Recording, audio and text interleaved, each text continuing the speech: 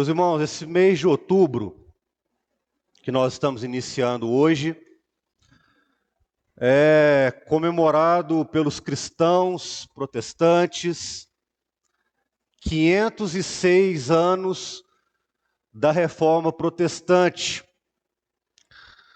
Para ser mais exato, no próximo dia 31 de outubro, nós vamos estar comemorando, e durante todo esse mês nós vamos ter uma pequena série de estudo de 5 aulas, começando por hoje, aonde nós vamos tratar das 5 solas da Reforma Protestante. Meus irmãos, e nós vamos ver nesses estudos, de fato, a importância desta Reforma Protestante, que sem dúvida nenhuma, irmãos, foi um dos maiores movimentos depois da vinda de Cristo na humanidade. Por favor, Janete. Irmãos, e nesse estudo essa manhã, nós vamos aprender e entender qual a importância dessa data de 31 de outubro de 1517 para nós cristãos. Vamos entender também o que foi a Reforma Protestante, por que foi necessária essa Reforma Protestante. Precisamos entender também o que quer dizer essa palavra reforma. E também vamos tratar o que são essas 5 solas que eu citei, que nós vamos tratar nos próximos domingos, da Reforma Protestante. Hoje, meus irmãos, nós vamos nos ater a uma introdução sobre a Reforma Protestante em si, e nessa manhã nós vamos já tratar a primeira sola das 5, que é a sola Escritura, ou seja, somente a palavra. Amém, irmãos? Por isso eu convido os irmãos a abrirem a Escritura, a palavra de Deus, no livro de Romanos. Nós vamos ler 2 textos. Romanos, capítulo 1, versículo 17. A palavra de Deus nos diz o seguinte: visto que a justiça de Deus se revela no evangelho de fé em fé, como está escrito, o justo viverá por fé. Vamos abrir também Apocalipse 22. Apocalipse, o último livro da Bíblia.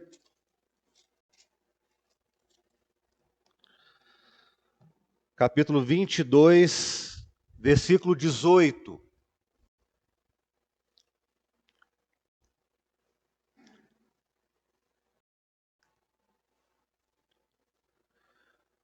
A palavra diz assim, irmãos: eu, a todo aquele que ouve as palavras da profecia deste livro, testifico, se alguém lhes fizer qualquer acréscimo, Deus lhe acrescentará os flagelos escritos neste livro.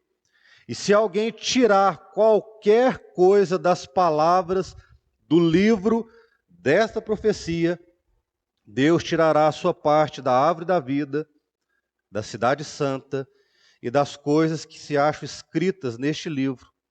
Aquele que dá testemunho dessas coisas diz: certamente venho sem demora. Amém. Vem, Senhor Jesus. Queridos, como eu disse nessa manhã, nós vamos dar início a esse estudo sobre a Reforma Protestante, mas primeiramente nós precisamos entender que nessa manhã o que é o significado da palavra reforma. Porque para ter havido uma reforma protestante, nós precisamos entender primeiro o que é reforma. E o conceito, irmãos, da palavra reforma é trazer de novo a forma. Ou seja, irmãos, é trazer novamente a forma daquilo que perdeu a forma. Os irmãos entenderam? Então, quando uma coisa perde a forma, é necessário uma reforma para trazer de novo a forma original, a forma padronizada. Meus irmãos, e só é necessário, preste atenção, que ocorra uma reforma quando ocorre uma deforma. Meus irmãos, e a deforma, nós vamos ver que nessa manhã, aconteceu justamente com a igreja de Cristo, com a igreja do Senhor. E para nós iniciarmos esse estudo, eu quero fazer aqui, irmãos, uma introdução bem simples sobre o que foi a reforma protestante. Alguns aqui já sabem o que se trata dessa reforma, outros não. Então eu quero fazer uma introdução bem simplificada, bem sintetizada, para que todos aqueles que já sabem possam reforçar esse ensino, e os irmãos que não sabem, que não têm um conhecimento sobre o que foi a reforma protestante, possam entender. Amém, igreja? Então, como eu disse, a reforma protestante foi necessária justamente por causa da igreja de Cristo. A igreja, ela é o fundamento, ela é a razão da reforma protestante. E nós vemos, irmãos, na palavra de Deus, que a igreja de Cristo, ela se iniciou ali no Pentecostes, aonde houveram ali as primeiras conversões, aonde ali de fato o Espírito Santo de Deus foi derramado sobre os irmãos ali, e começou ali, de fato, irmãos, uma igreja tomando forma, uma igreja de fato tendo um formato, um perfil, um padrão estabelecido. Ou seja, uma igreja que tinha de fato uma forma, irmãos. Entendendo isso, meus irmãos, nós nessa manhã vamos fazer essa síntese, entendendo a caminhada dessa igreja no passar dos anos até chegar no dia 31 de outubro de 1517, que foi o dia que aconteceu e que se iniciou a reforma protestante. Meus irmãos, a igreja de Cristo, ela nasceu no Pentecostes, como eu disse, e nós vamos ver ali em Atos 2:42, eu quero que os irmãos abram suas Bíblias, que essa igreja ali, ela começava a criar uma forma e ter um crescimento muito rápido. Muitos começaram a aderir a esse evangelho redentor, salvador, e a Bíblia relata que essa igreja crescia, se multiplicava. Vamos ver ali em Atos 2, versículo 42. Olha o que a palavra fala, irmãos. E perseveraram na doutrina dos apóstolos e na comunhão, no partir do pão e nas orações. Em cada alma havia temor, e muitos prodígios e sinais eram feitos por intermédio dos apóstolos. Estão vendo, irmãos, quanto que a igreja que estava crescendo e se robustecendo na fé? E ele continua dizendo aqui a palavra: todos os que creram estavam juntos e tinham todos em comum. Era um crescimento saudável, santo. Vendiam as suas propriedades e bens e distribuindo o produto entre todos, à medida que alguém tinha necessidade. Diariamente perseveravam unânimes no templo, partiam pão em casa, e tomavam as suas refeições com alegria e singeleza de coração, louvando a Deus e contando com a simpatia de todo o povo. Enquanto isso, acrescentava-lhes o Senhor dia a dia aqueles que iam de ser salvos. Então aqui, meus irmãos, nós vemos claramente a igreja de Cristo criando forma, realmente crescendo, se robustecendo. Meus irmãos, e nós vemos que esta igreja ela foi crescendo, foi avançando, e no capítulo 9, os irmãos não precisam abrir, capítulo 9 de Atos, na história dessa igreja acontece um evento muito importante, que foi a conversão de Paulo. Por que eu digo que foi um evento importante, irmãos? Porque Paulo, o apóstolo Paulo, ele foi um homem usado por Deus. A Bíblia fala que a conversão de Paulo, o Senhor Jesus olhou para Paulo dizendo: Paulo, tu és um vaso escolhido para mim. Ou seja, irmãos, Paulo de fato teria uma importância na história da igreja, como um vaso escolhido, um instrumento de poder, porque através desse homem, irmãos, Deus usou para deixar para a igreja de Cristo um bojo doutrinário robusto, sólido. E então, meus irmãos, com a conversão de Paulo e com as cartas paulinas, com as viagens missionárias que Paulo fez a partir da sua conversão, o legado que ele deixou, irmãos, significou para essa igreja de Cristo o ápice da sua forma. Ou seja, essa igreja, de fato, ela estava muito bem padronizada, fundamentada, no auge da sua forma, por que não dizer? Pois bem, irmãos, nós vemos que com essa doutrina sólida que Paulo assim deixou, esse legado, a igreja, meus irmãos, ela tinha fundamento, tinha doutrina, tinha teologia, havia pastor, mestre, evangelista. A igreja, meus irmãos, já estabelecida, a partir desse momento, ela continuou crescendo,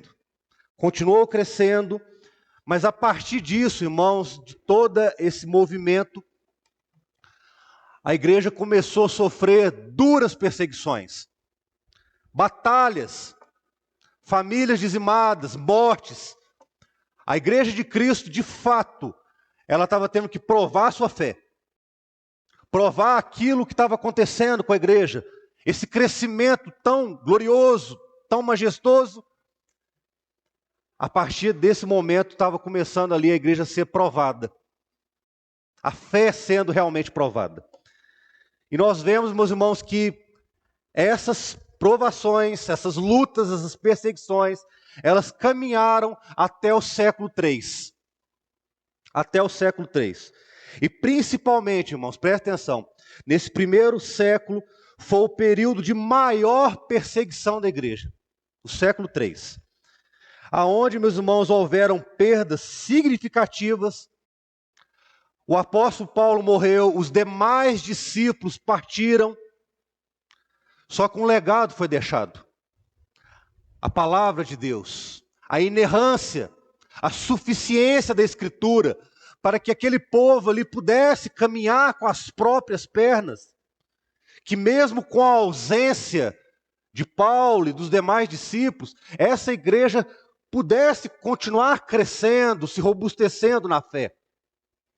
Meus irmãos, e nós vemos que mesmo perante lutas, provações, perseguições, a igreja de Cristo continuou avançando, continuou crescendo, até, meus irmãos, no início do século IV, no ano de 313, o imperador da época, no século IV, meus irmãos, ele decreta a junção, presta atenção, do Estado, ou seja, para os irmãos entenderem, a junção da política, do Estado, com a igreja.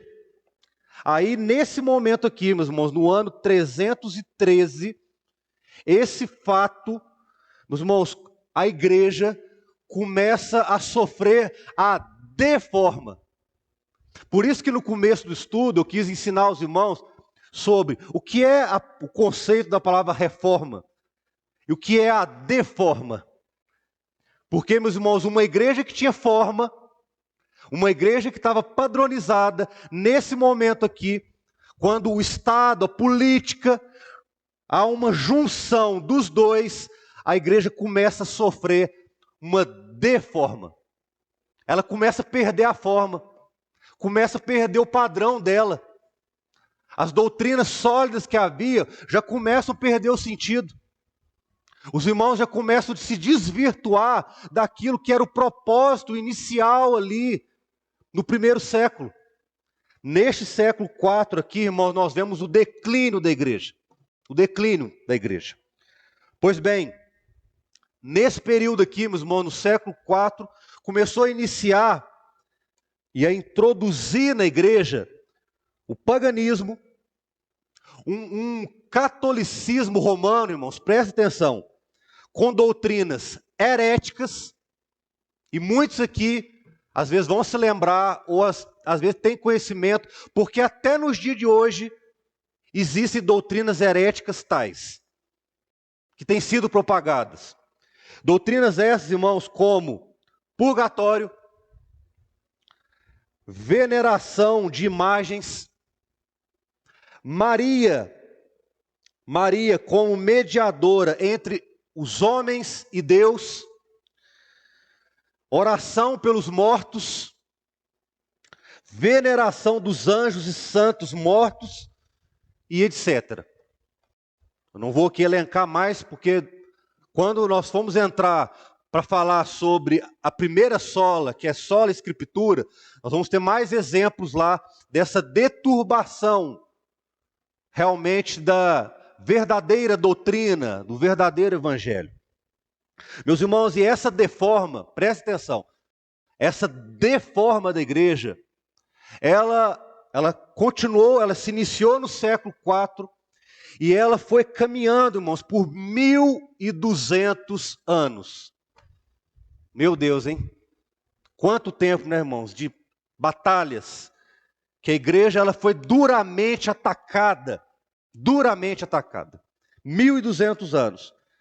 E chegamos então, irmãos, com todos esses anos de doutrinas heréticas, chegamos no século XVI, justamente no ano 1517, que foi o ano da reforma. A igreja ali estava totalmente deformada, totalmente fora do seu padrão original. Totalmente. Só havia essa igreja, irmãos. Não havia outra opção. Essa era a igreja estabelecida. Essa era a igreja que os irmãos tinham para servir.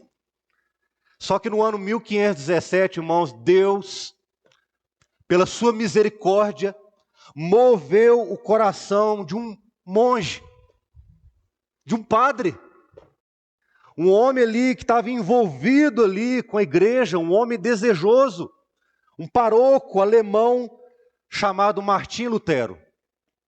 Meus irmãos, e quando ele foi enviado a Roma, a palavra fala que quando ele ali foi instituído padre, um paroco ali, ele ficou alguns anos na Alemanha, servindo ali, e num dado momento ali da vida de Martim Lutero, ele foi enviado para Roma para aprender mais da palavra, para realmente se aprofundar nas Escrituras, porque na época, irmãos, a Bíblia não era um livro como é hoje, que todos tinham acesso, que todos podem ler a Bíblia abertamente, não. Naquela época ali, meus irmãos, no século XVI, a Bíblia era algo só restrito às lideranças, aos padres, aos parocos. E justamente, Martim Lutero foi enviado para ter acesso às Escrituras e aprender mais.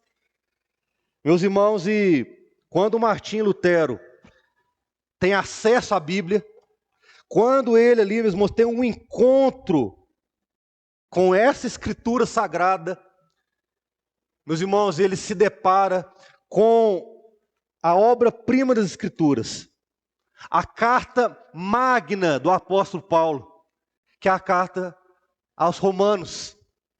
E foi o texto que nós lemos, que eu disse que é o texto base da Reforma Protestante. Meus irmãos, porque Martim Lutero, quando ele lê a Escritura e lê o versículo 17 aí do capítulo 1 de Romanos, eu quero que os irmãos abram aí, se fecharam, abram novamente. Quando ele lê o texto, visto que a justiça de Deus se revela no Evangelho, de fé em fé, como está escrito, o justo viverá pela fé. Quando Lutero, irmãos, vê esse versículo, ele é impactado. Há um choque em Lutero, irmãos. Os irmãos, ele realmente vê ali meus irmãos, que até aquela passagem ali, ele tinha um entendimento totalmente distorcido de salvação. Ele tinha um entendimento totalmente distorcido de uma doutrina santa, de uma doutrina pura. Meus irmãos, e até aquele momento ali, Martim Lutero, ele era um homem que se fragilizava por causa da salvação. Era um homem que tinha medo de perder a salvação. Um homem, meus irmãos, que realmente vivia uma vida de sofrimento, de angústia.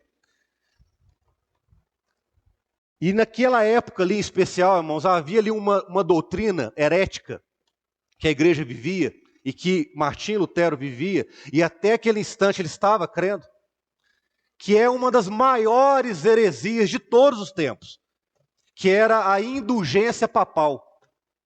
O que é isso? Indulgência papal. Meus irmãos, a indulgência, preste atenção. Olha para você ver que sério, e isso já aconteceu na história da igreja. A indulgência papal, meus irmãos, dizia que a salvação e o perdão dos pecados era vendida.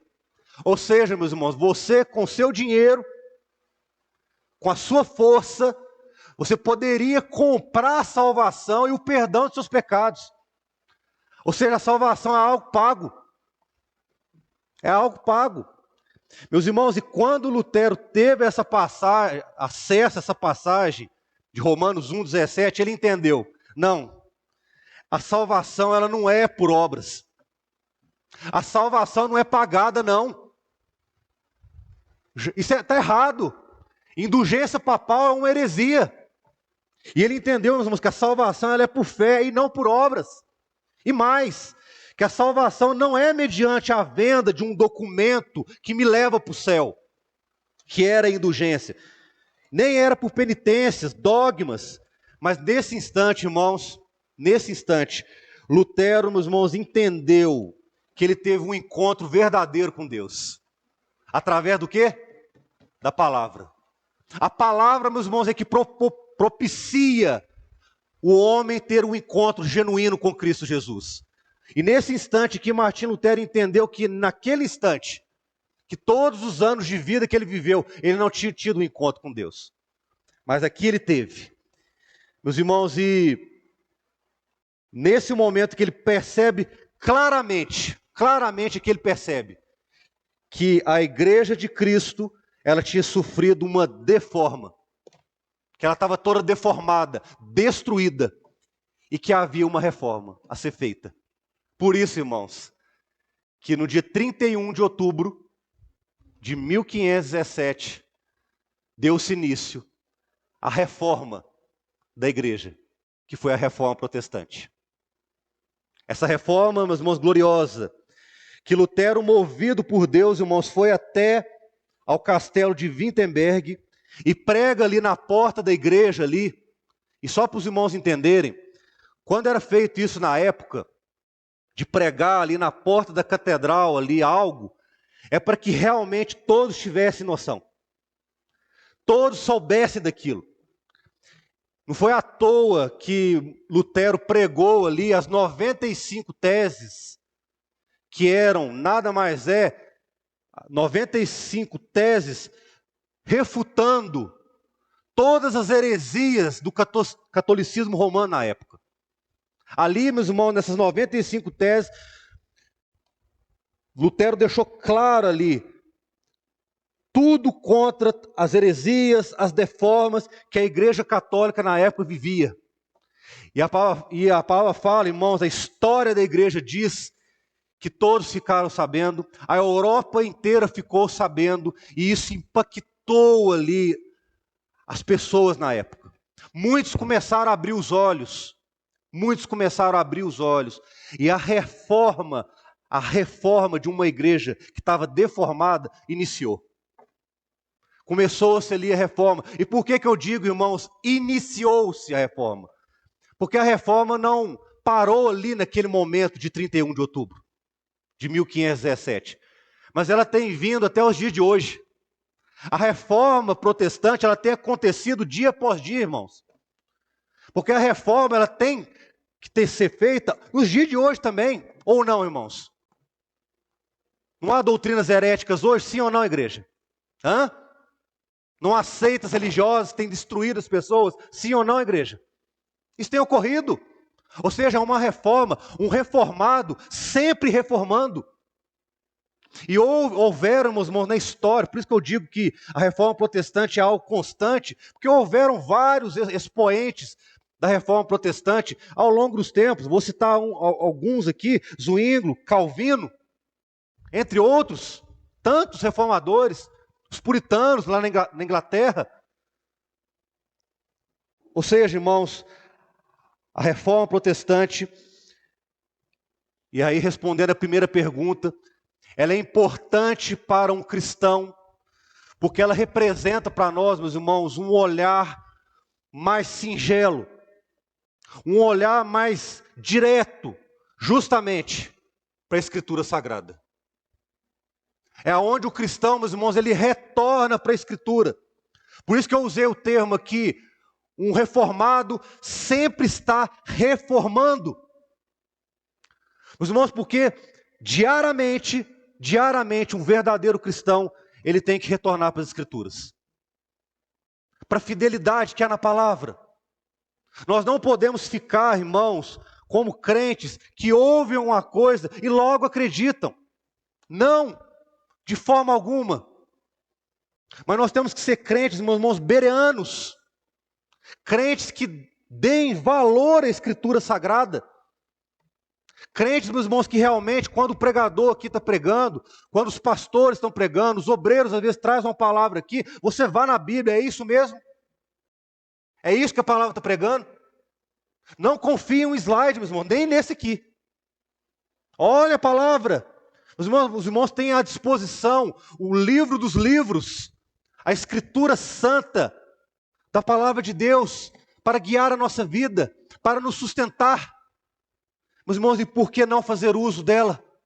Por isso que nós vamos tratar nessa manhã sobre a primeira sola das 5 solas da reforma protestante, que é justamente a palavra. Meus irmãos, e para que nós possamos entender as 5 solas da reforma protestante, o que foi as 5 solas? O que é as 5 solas? Meus irmãos, as 5 solas foi uma forma sintetizada, resumida, para realmente a igreja entender a proposta da reforma. Porque Lutero ali, como eu disse, pregou 95 teses, ali na Catedral de Wittenberg. Só que as 5 solas é para dizer para a igreja, olha, essas cinco solas é uma forma resumida para que a igreja entenda o que foi a proposta da reforma, o motivo da reforma. Meus irmãos, e essa palavra sola é uma palavra em latim. Por isso, sola a Escritura. Os textos que nós vamos ler, pode partir para a próxima, os textos que nós vamos ler ali, são palavras em latim. As 5 solas significam sola Escritura, somente a Escritura. Solus Christus, somente Cristo. Sola gratia, somente a graça. Sola fide, somente a fé. Soli Deo gloria, somente a Deus a glória. Por isso o termo sola, porque vem do latim, só para os irmãos entenderem, e aqui está o significado em português, para que nós entendamos. Pois bem, igreja, então, como eu disse, nessa manhã nós vamos tratar sobre o primeiro sola, que é somente a palavra de Deus. Somente a palavra. Então, há alguns aspectos aqui que eu quero que a igreja preste atenção. Quando nós falamos de 5 solas, sobre os 5 solas da reforma protestante, os irmãos, não se sabe quem fez o uso primeiro desse termo. Não sabemos a origem das 5 solas. Quem utilizou esse termo? Quem deu início a essa forma resumida de entender a reforma? Ela se desenvolveu, meus irmãos, a partir da formulação das confissões de fé. Porque à medida que foi feita a reforma protestante, e principalmente Calvino, irmãos, foi um legado imenso que João Calvino deixou para a igreja de Cristo, porque ele deixou, meus irmãos, fundamentos doutrinários, bíblicos, e muitos deles nós cremos, nós entendemos e nós praticamos aqui nessa igreja, né? Que são os 5 pontos do calvinismo, né? Que é algo que a igreja estudou aqui, já tem estudado. Ou seja, João Calvino deixou realmente um bojo doutrinário muito sólido, algo muito bom para a igreja de Cristo. Então, a partir desse momento, foi feito confissões de fé, que nada mais é, meus irmãos, a junção de doutrinas contidas na Bíblia e que são importantes para a vida de um cristão. Então, 5 solas é para realmente juntar isso tudo, resumir e trazer isso para a igreja. Essas confissões ajudaram, irmãos, no desenvolvimento da reforma, no mundo, e no estabelecimento das doutrinas na igreja de Cristo. Tanto diferenciavam, quanto davam identidade. O que é isso? É realmente a igreja voltando à forma original. A identidade aqui é isso, irmãos. É a igreja deixar de lado tudo aquilo que ela viveu nos últimos séculos, uma doutrina herética que foi inculcada na cabeça dos irmãos. E louvado seja Deus, irmão, nós podemos glorificar a Deus, porque de fato nós temos aprendido uma doutrina sã e que faz bem para a nossa vida e para a nossa família. Louvado seja Deus por isso. E é isso que nós vamos lutar dia após dia, para viver uma doutrina sã nessa igreja, uma doutrina de fato essencialmente bíblica. Meus irmãos, ter uma identidade. E, por último, os solas são um resumo que fundamentam todas as demais doutrinas reformadas. É isso a importância e o significado das 5 solas. Pois bem, irmãos, então quando falamos do primeiro sola, que é somente a palavra, somente a escritura, nós vamos entender, meus irmãos, que o fato dessa primeira sola ser difundida, ensinada, é para fazer um contraponto das heresias e das doutrinas heréticas, uma contraposição ao catolicismo romano.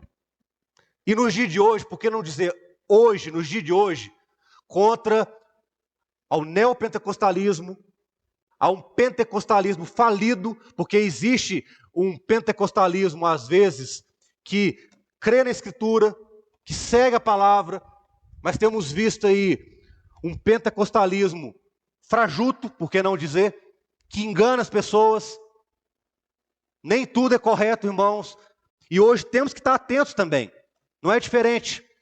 A reforma protestante continua, e um verdadeiro crente tem que estar alinhado com a Escritura Sagrada, somente a Escritura. Pois bem, vamos para o primeiro ponto, irmãos. A fé católica, para que os irmãos possam entender e fazer uma contraposição, não só com a fé católica, irmãos, mas com aquilo que é herético, aquilo que não está contido na Escritura. A fé católica não se fundamenta exclusivamente nas Escrituras Sagradas. É a Escritura mais alguma coisa. Segundo ponto, doutrinas essenciais não encontram lugar na Bíblia. Purgatório, veneração de imagens e etc. Já até citei na primeira parte. Se fundamentam, irmãos, da tradição no magistério, ou seja, documentos dos concílios, pronunciamentos papais e outros documentos com aprovação da autoridade eclesiástica e na patrística. Ou seja, o Papa, meus irmãos, ele tinha uma autoridade suprema. Hoje também é assim. A Igreja Católica crê que o Papa ali, ele é o Todo-Poderoso, ele está acima ali. E tudo que ele fala, a igreja abaixo tem que seguir. Acho que, né, pastor Paulo, tem alguns outros papas também por aí, né? Não tem? Hã? Nas seitas religiosas há muitos papas aí, que querem glória para si, né? Pois bem, próximo. Outro ponto também, irmãos, bota só um pouquinho, Janete, por favor. Eu esqueci de comentar. O Papa, né, o vigário de Cristo, era uma figura infalível. Hoje também está existindo isso, né?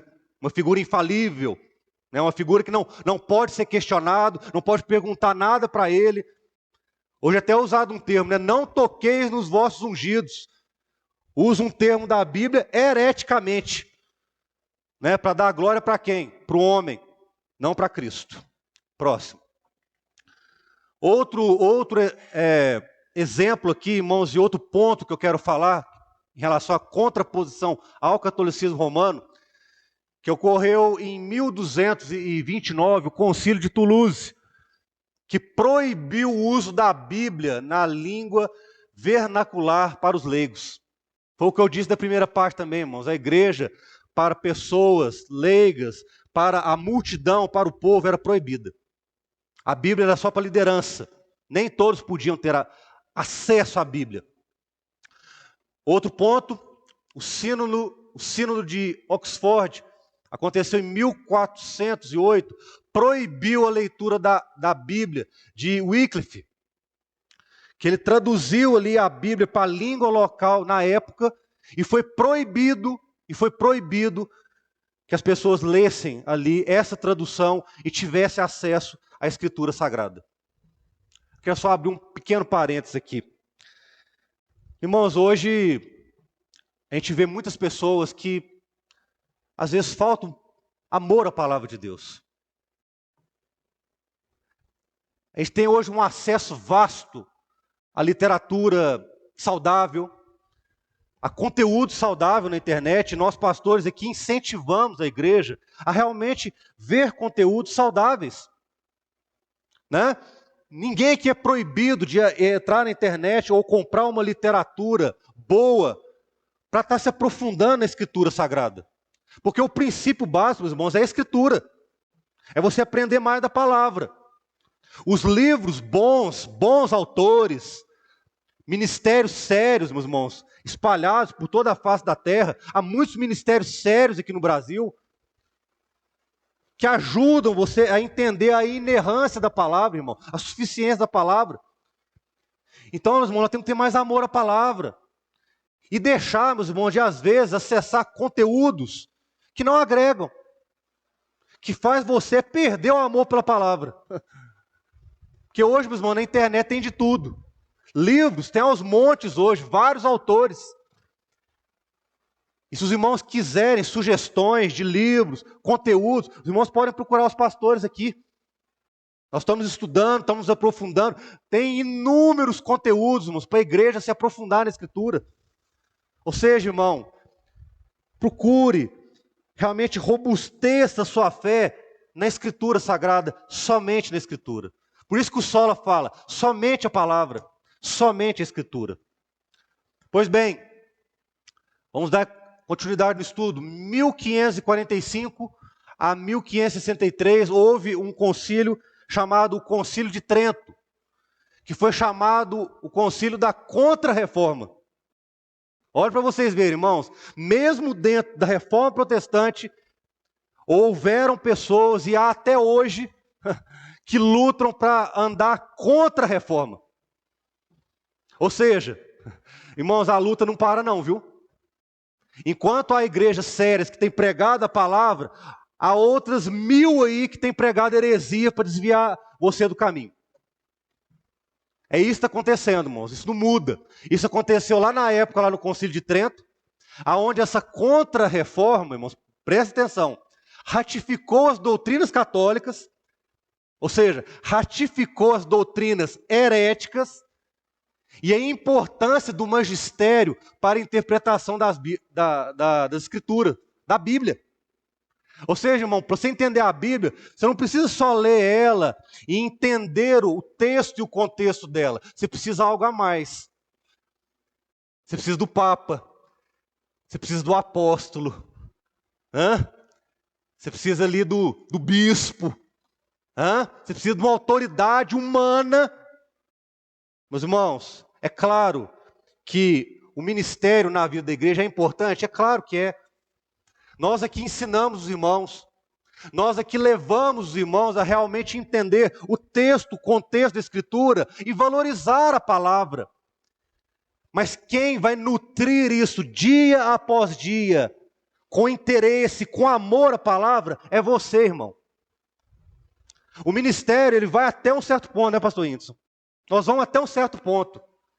Nós pregamos, ensinamos, levamos os sermões aqui para os irmãos, preparamos um estudo como esse, e os irmãos vão ver nos próximos domingos, irmãos, que todo o conteúdo que será pregado aqui, trago para os irmãos, exige muito estudo, irmãos. Nós estamos há quase uma semana, foi mais de uma semana que foi definido que nós estaríamos às 5 solas da Reforma Protestante. Os 3 pastores aqui, nós 3, já estamos preparando as semanas, buscando conteúdo, realmente nos aprofundando para ensinar a igreja. E qual que é o papel da igreja? Colocar em prática.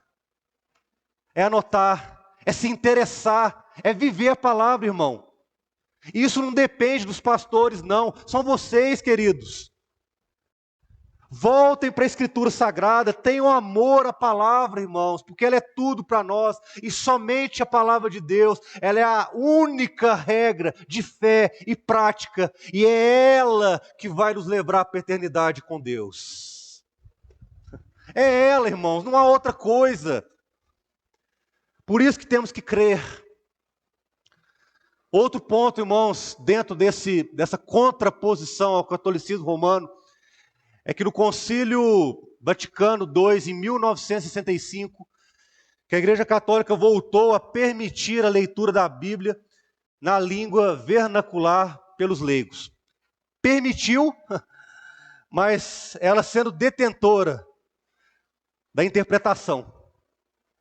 É ela falando assim, olha, irmão, você pode ler a Bíblia. Você vai poder ler a Bíblia, mas é do jeito que a gente quer.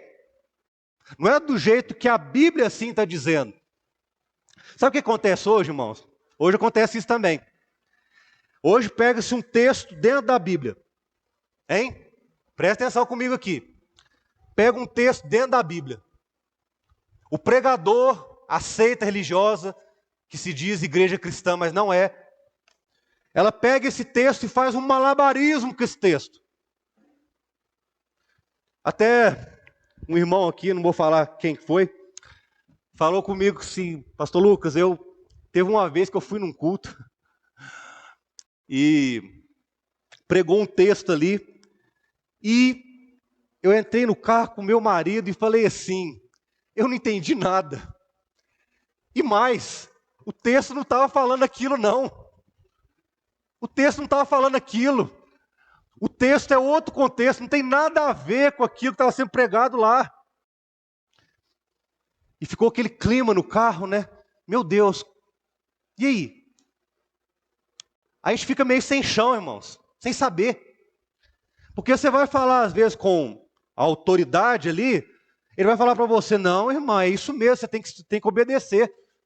E mais, ainda vai virar para você e vai chamar você de desobediente. Vai chamar você, irmão, de revoltado. Porque você está simplesmente querendo entender mais a palavra. Irmãos, isso tem acontecido. Isso é fato. Por isso, irmãos, que a igreja ela precisa ser pegada à palavra para ela não ser enganada. O que a Bíblia fala, irmãos? Um versículo conhecido dos irmãos, eu acho que todo mundo tem que saber de cor aqui. Errais, por não, e o poder de Deus. Quando você não conhece a Escritura, irmão, você não conhece o poder de Deus. Não sou eu que estou falando, é a própria palavra de Deus. Isso é sério. Por isso que esse primeiro sola, somente a Escritura, querido, é para você entender, é somente a palavra. Não há outra fonte de conhecimento para você adquirir, não, irmão. A palavra ela é suficiente, inerrante e infalível. É isso, irmão. Ela é tudo para a igreja de Cristo. Ela é tudo para um verdadeiro cristão. Próximo. Ou seja, irmãos, nós como uma igreja reformada que somos, o fundamento da fé evangélica, ela é reformada. Não tem acordo.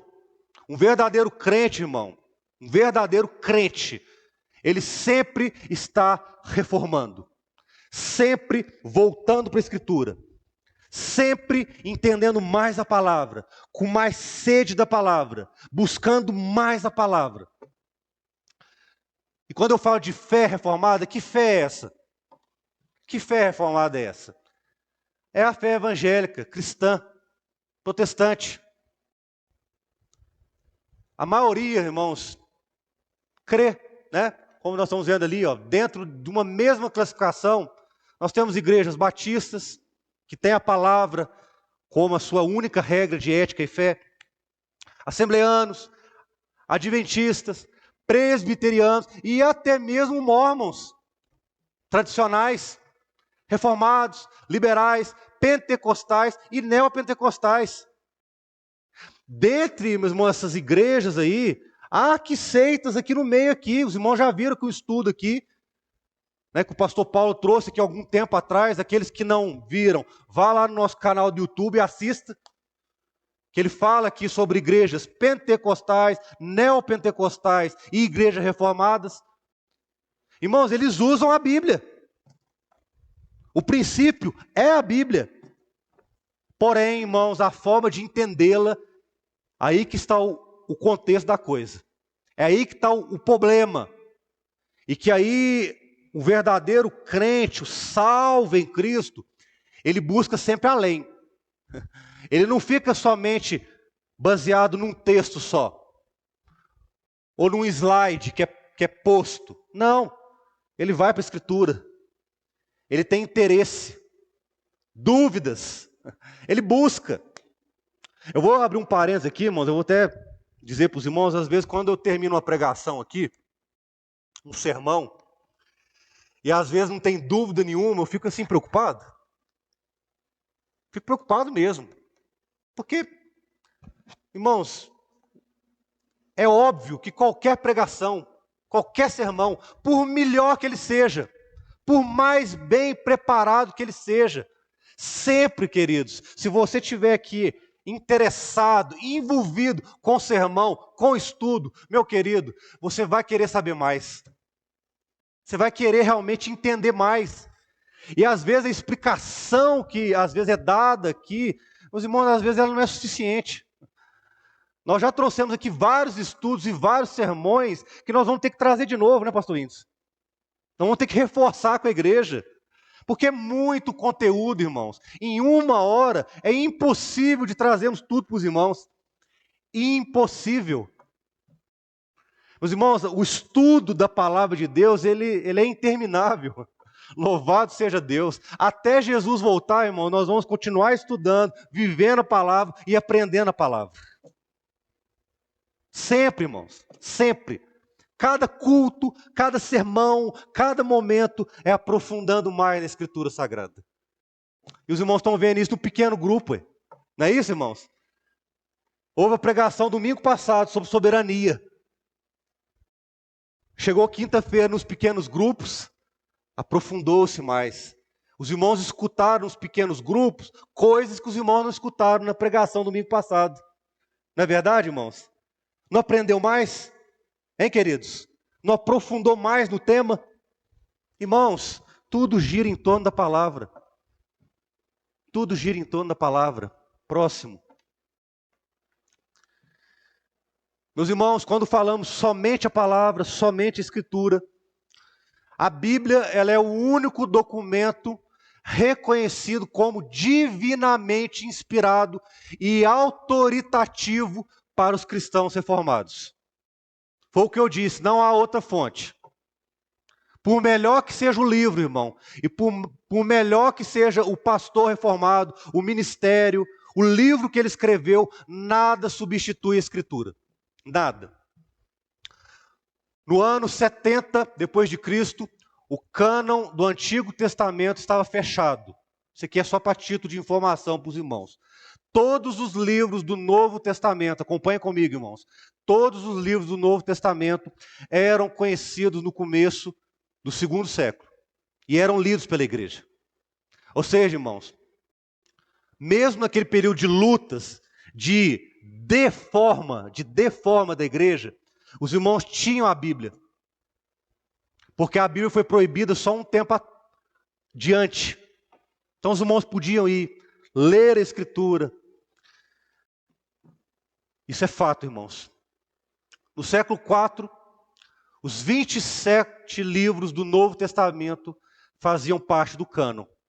Ou seja, a igreja reconheceu a inspiração e autoridade dos livros sagrados, os 66 livros da Bíblia, que é suficiente para um povo que se diz crente e salvo em Cristo Jesus.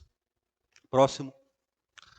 Pois bem, irmãos, então, encerrando esse estudo dessa manhã sobre a suficiência, a autoridade da palavra de Deus, somente a Escritura, somente a palavra de Deus. Nós vamos lá para o texto que nós lemos. Olha lá, irmãos. Está meio pequenininho. Se os irmãos quiserem abrir aí, podem abrir a Bíblia. Vamos manusear a Bíblia agora no fim desse estudo. Apocalipse 22, versículo 18 ao 20. O que a palavra fala aí, irmãos? Justamente sobre a superioridade, a autoridade que há nessa escritura.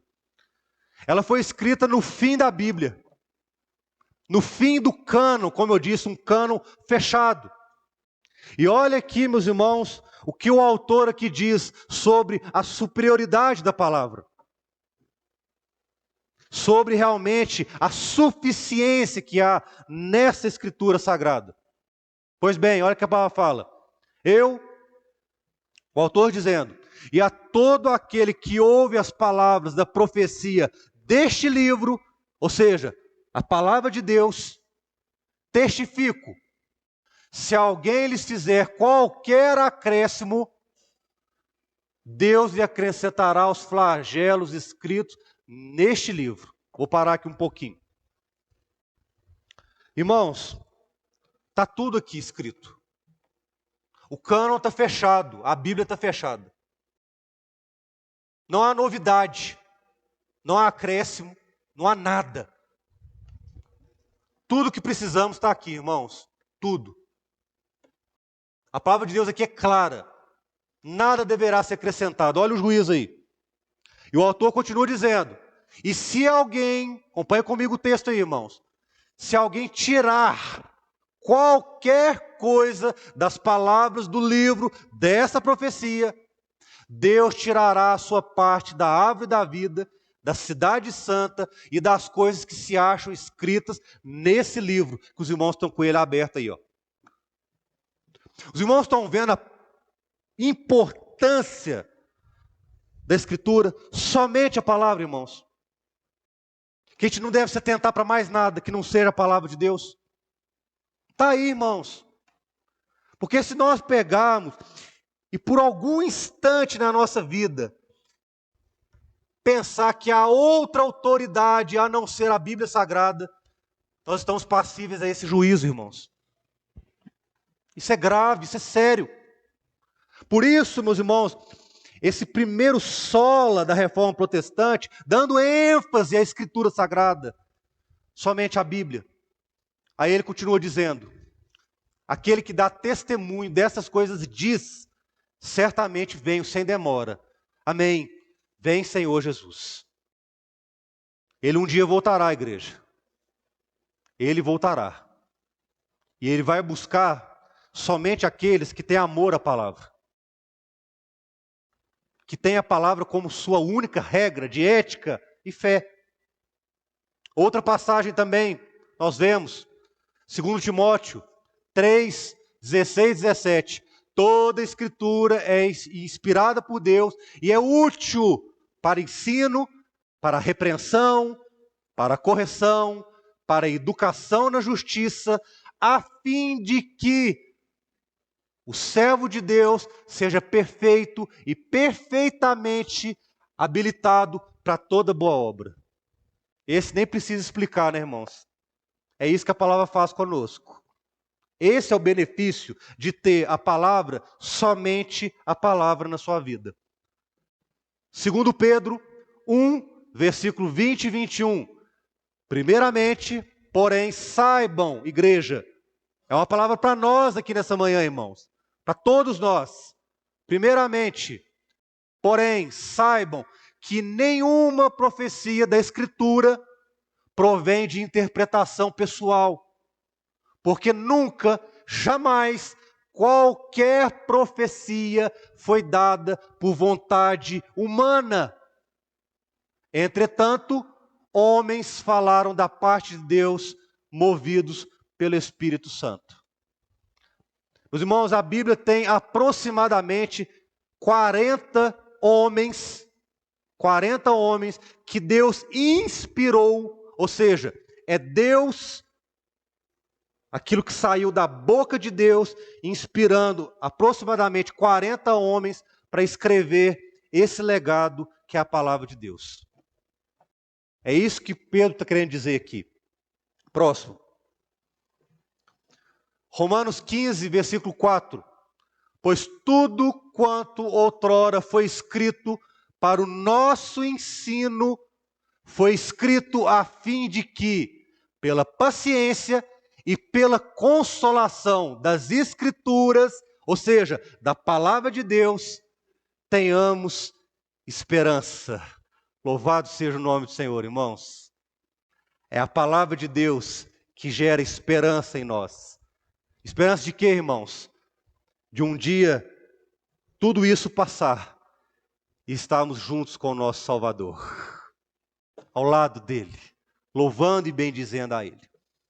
E última referência acerca da suficiência da palavra de Deus, e encerrando esse estudo essa manhã, irmãos.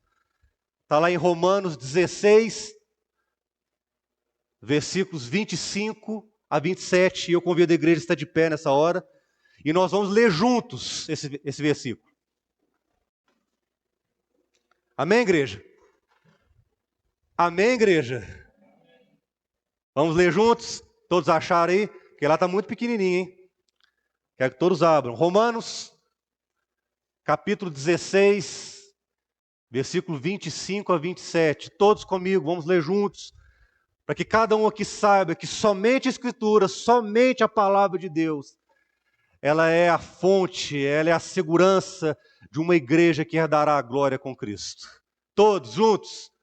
Ora, aquele que é poderoso para vos confirmar, segundo o meu evangelho e a pregação de Jesus Cristo, conforme a revelação do mistério guardado em silêncio nos tempos eternos, e que agora se tornou manifesto e foi dado a conhecer por meio das Escrituras proféticas, segundo o mandamento do Deus eterno, para a obediência por fé entre todas as nações, ao Deus único e sábio, seja dada a glória por meio de Jesus Cristo, pelos séculos dos séculos.